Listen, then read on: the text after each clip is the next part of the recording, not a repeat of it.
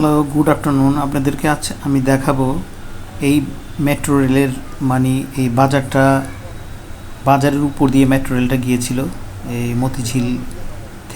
মতিঝিল থেকে যে কমলাপুরের এক্সটেনশন করা হয়েছে। এই ছিল আগের মাছের একটা বাজার।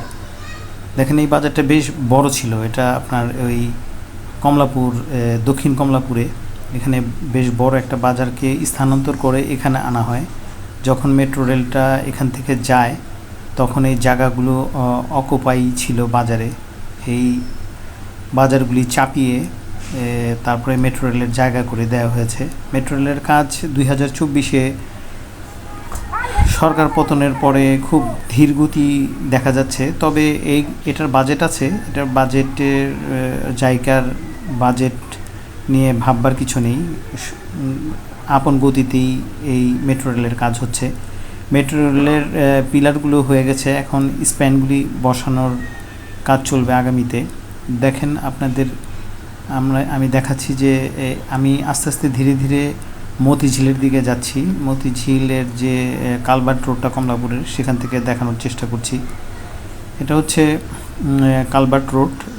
একসময় এটা আপনার কমলাপুর খাল ছিল, এখানে খালের পানি ছিল, এগুলিকে বক্স কালভার্ট করে রাস্তা করা হয়েছে। এই রাস্তাটা গিয়ে মুগদায় গিয়ে ঠেকেছে। আর এই যে বিল্ডিংটা দেখতে পাচ্ছেন, এটা এনাম মার্কেট, এবং এই পিলারগুলোর কাজ হয়ে গেছে।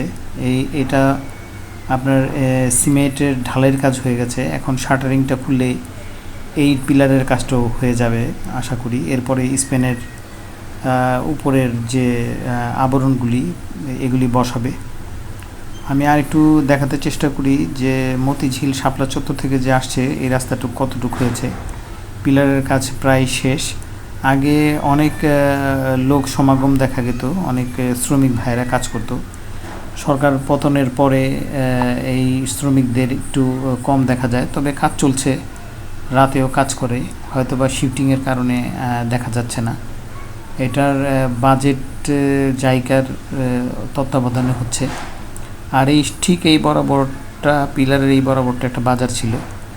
বাজারটা এখন